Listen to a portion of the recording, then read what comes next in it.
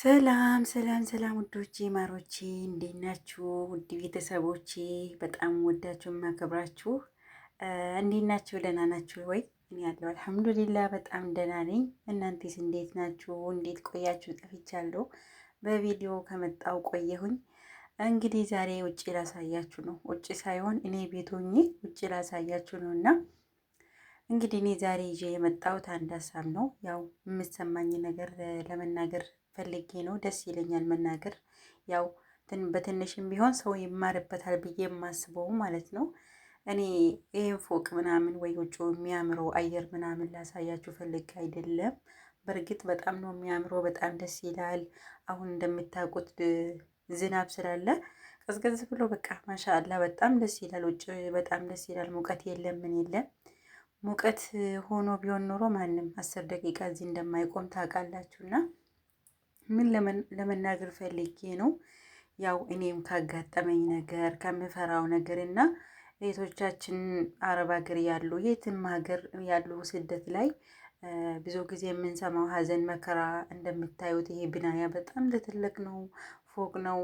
እኔ ራሱ ይሄ 15ኛ ላይ ቆሜ እየቀረጽኩ ነው እና በጣም ነው የሚያስፈራው። እኔ እንደኔ በጣም ነው የምፈራው፣ በጣም ማለት ነው ከምላችሁ በላይ በጣም እፈራለሁ። አሁን እየለመድኩኝ መጣሁ እንጂ እስቲል አሁንም እፈራለሁ። ግን ካጋጠሙኝ ነገር ሰው ይማርበታል ብዬ የማስበው በዚህ ሁኔታ አወራለሁ ብዬ አስቤ አላቅም። ግን አይታችሁ እንደሆነ የሰሞኑን እንዲህ አይነት ነገር በጣም እየሰማን ነው፣ በጣም እየበዛ ነው። ቲክቶክ ላይ በተለይ አቢባን የምትከታተሉ ትናንትናም ሰምታችሁ ከሆነ የአንድ እህታችን ህይወት ያለፈው በእንደዚህ አይነት አጋጣሚ ነው። ያው እንዴት እንደሞተች እና በምን አይነት መንገድ እንደሞተች ያው እሷ እና ፈጣሪና የእሷ አሰሪዎች ያውቃሉ። ልብናን ላይ በጣም ብዙ ጊዜ እንደዚህ አይነት ያጋጥማል እና በጣም በሚያሳዝን ሁኔታ ህይወቷ ያለፈች አንድ ልጅ ነበረች። 1 ዓመት 9 ወር ምናምን ሰርታ ማለት ነው እና ብዙ ጊዜ እኛ የእነሱን ስራ ለመጨረስ ወይ እነሱ እንዳይቆጡን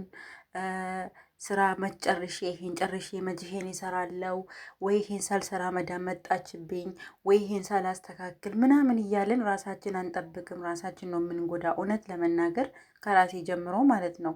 እየሰራን ያለው አንድ ስራ እጃችን ላይ ያለው ስራ ነው ግን ወይ ይሄን ገና አልሰራውም እንላለን። ግን እየሰራን እኮ ነው። እንዲህ እየጨናነቀ ራሳችን እያጨናነቀ ራሳችን ራሱ የምናጣ ብዙ ሰዎች አሉ። በጭንቀት የቆሙበት ቦታ እምረሱ ምን እያደረጉ ምን እየሰሩ እንደሆነ እምረሱ ልጆች አሉ። አንዳንድ ሰዎች አንዳንድ ሰሮች እናንተ እየሰራችሁላ እጃችሁ ላይ ስራ እያለ ስራ እየሰራችሁላ አይመስልም እና ሌላ ስራ ደግሞ ያዛሉ እና እንደዚህ በፍርሃት ምናምን ቸኩሎ ወይኔ ተቆጣች ምናምን በቃ ይሄን መጨረሻ ይሄን ይሰራለሁ እያሉ ራሳችሁን የሚጎዱ ሰዎች ስላሉ ራሳችሁን ጠብቁት። በጣም ነው የሚያስፈራው። ከቤት ወጥቶ መቅረት አላህ ይጠብቀን፣ ሁላችን ፈጣሪ ይጠብቀን። ተኝታችሁ ወይ ደግሞ ለመተኛት ስትሄዱ ብቻ ሳይሆን ሁሌ ፈጣሪያችሁን አመሰግኑ። በየእምነታችሁ ዱዓ አድርጉ፣ ጸሎት አድርጉ። መውል ማደር ራሱ አሁን ሰዓት ላይ በጣም ውድ ሆኗል። የምር እኔ ማለት አንዳንዴ ያስፈራል እና በተለይ ስደት ላይ ህይወት ማለፍ ምናምን ይሄ ሰው ማጣት በጣም ከባድ ነው ለቤተሰባችን። የኛም ህይወታችን ነው የምናጣው እና አትጨናነቁ፣ ጭንቀት አታብዙ። ስራው ተሰራ አልተሰራ አይቀርም ማለቁና ግን ራሳችን ነው የምናጣው ሳንጨርስ ይመጡብኛል።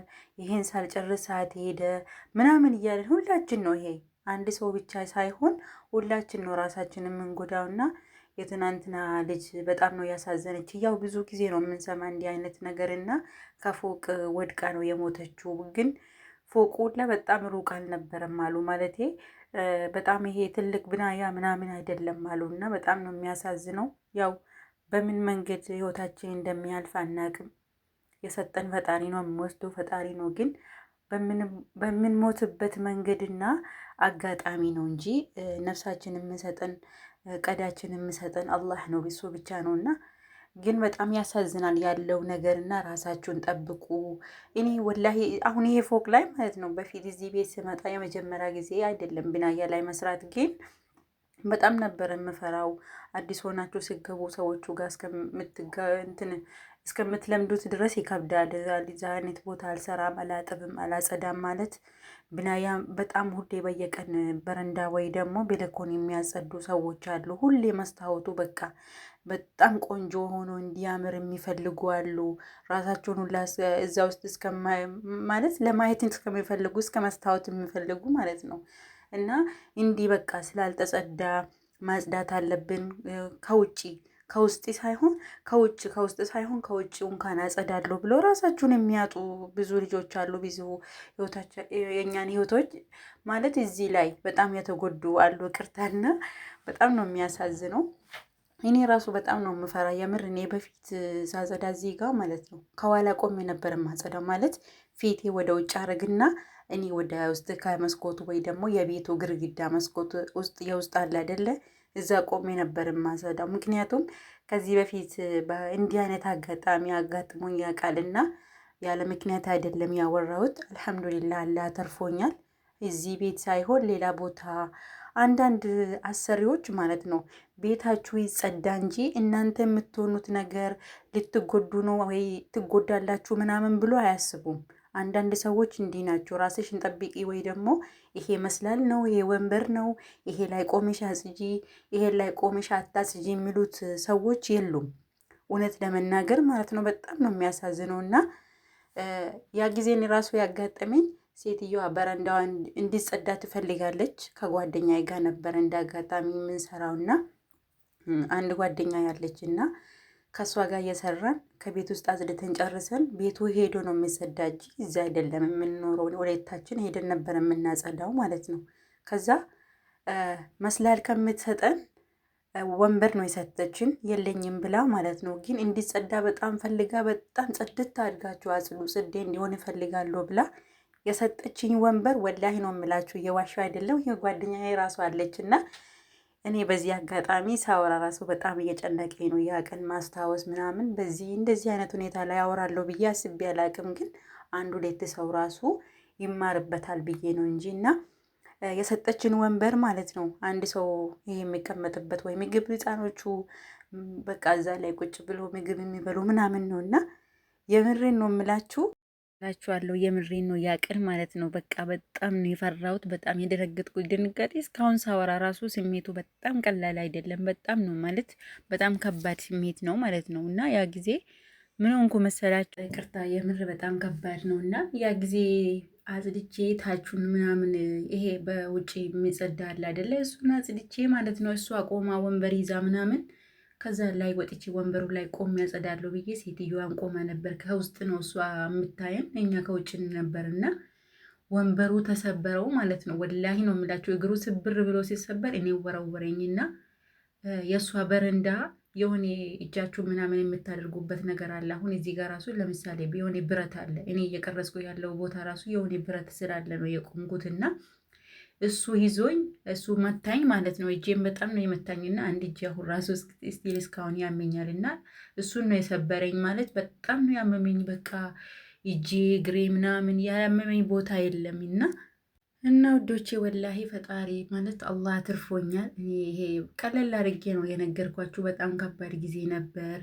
በጣም ብወረውረኝ ቢሆን ኖሮ ከ14ተኛ ፎቅ ላይ መሰለኝ 14ተኛ ወይ 11ኛ ካልተሳሳትኩኝና ስፓልት ላይ ነበር የምጥለኝ ማለት ነው። ስፓልት መሀል ላይ ነበር የምጥለኝ። ግን ፈጣሪ አልሐምዱሊላ አላህ ትርፎኛል። ከዛን ጊዜ በኋላ ብዙ ነገር ነው ያየሁት፣ ብዙ ነገር ነው የተማርኩት። ባለነው ነገር ብናመሰግን፣ ሁሌ ብናመሰግን፣ እያመሰገንን ብንኖር በጣም ደስ ይላል። ማለት በሰላም ውሎ ማደር ራሱ ትልቅ ነገር ነው። ተኝታችሁ ስትነሱ አልሐምዱሊላ፣ በየእምነታችሁ አመሰግኑት።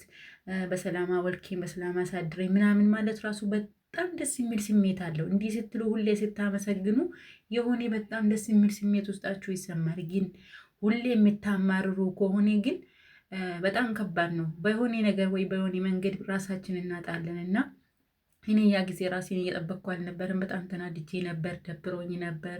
ያው ታውቃላችሁ አንዳንዴ ስደት ይደብራል። ውፍ መቼ ነው ምናምን ማለት አለና ወላሂ በሰዓቱ በዛኛው ሰዓት በችኛዋ ሰዓት እኔ እያልኩኝ ነበር እንደዛ ማለት ነው። እንደዛ እያልኩ ነበር። ኡፍ መቼ ነው ከዚህ ህይወት የምንወጣው? መቼ ነው የሚቀየረው? በሰዓቱ ደግሞ የሆነ ያለ አይደለ በጣም ከባድ ህይወት ላይ ነበርኩኝ።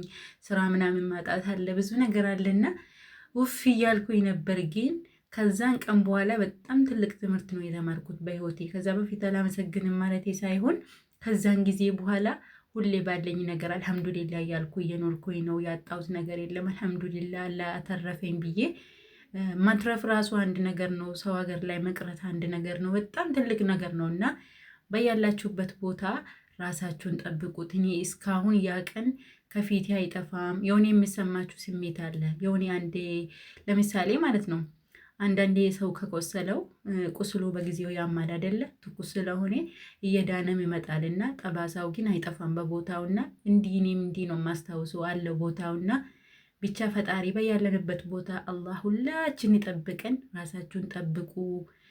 ስራው አያልቅምና ራሳችን ብንጠብቅ አሪፍ ነው። እኔ ይህን ፎቅ ምናምን ቆንጆ ፎቅ ምናምን ላሳያችሁ ሳይሆን በቻልኩት ከባድ ነው ብቻ ሊነግራችሁ ብዬ ነው። ላይክ ሰብስክራይብ ማድረግ